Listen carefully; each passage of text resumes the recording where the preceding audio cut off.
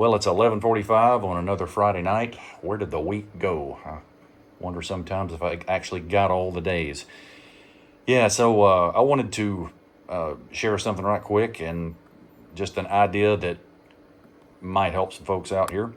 Uh, you may have noticed that CNC equipment is not, I wouldn't call it expensive, especially at the hobbyist level, but they don't give it away either.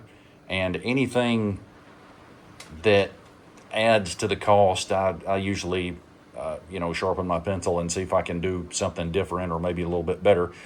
So, had an idea that at the moment seems to have worked out pretty good.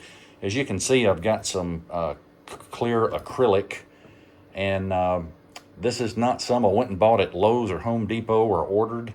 This is actually from a used tanning bed.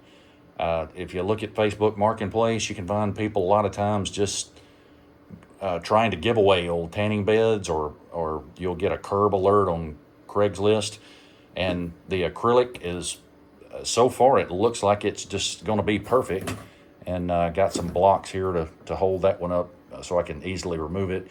And I did go all the way around. The piece on this side's a little bit shorter. I've got some a little bit more I can use to cover that. And on this side, I'm undecided on whether I want to keep this approach or not.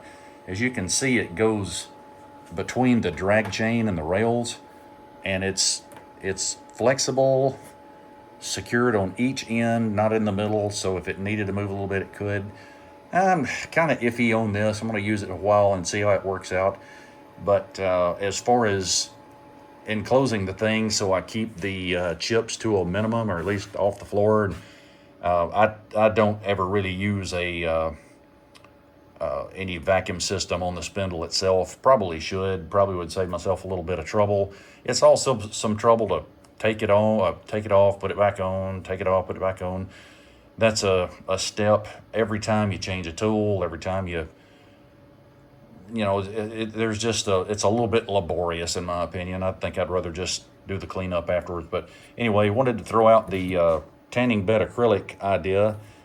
See, it's nice and thick. I think it's like this is not quite an eighth of an inch thick, but it's thicker than a 16th.